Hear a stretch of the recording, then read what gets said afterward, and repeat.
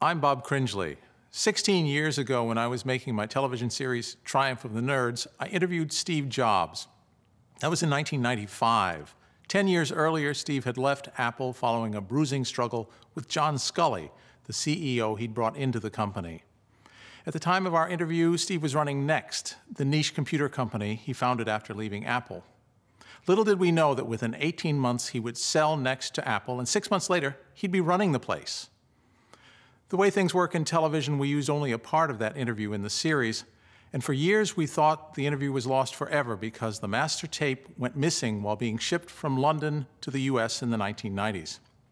Then just a few days ago, series director Paul Sen found a VHS copy of that interview in his garage. There are very few TV interviews with Steve Jobs, and almost no good ones. They rarely show the charisma, candor, and vision that this interview does. And so, to honor an amazing man, here's that interview in its entirety. Most of this has never been seen before. So, how did you get involved with personal computers?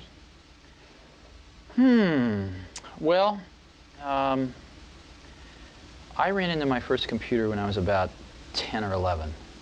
And it's hard to remember back then, but I'm an old fossil now. I'm an old fossil. So when I was 10 or 11, it was about 30 years ago.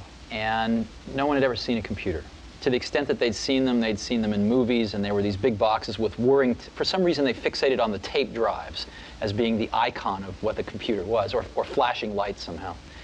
And so nobody had ever seen one. They're very mysterious, very powerful things that did something in the background.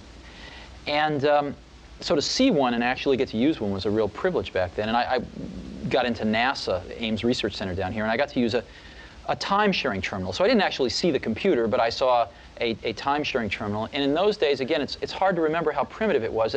There was no such thing as a computer with a graphics video display. It was literally a printer. It was a teletype printer with a keyboard on it. So you would keyboard these commands in, and then you would wait for a while, and then the thing would go and it would tell you something out.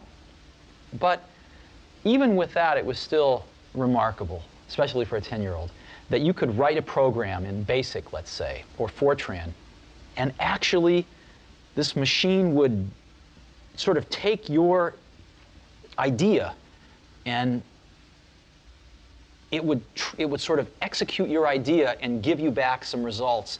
And if they were the results that you predicted, your program really worked. It was an incredibly thrilling experience.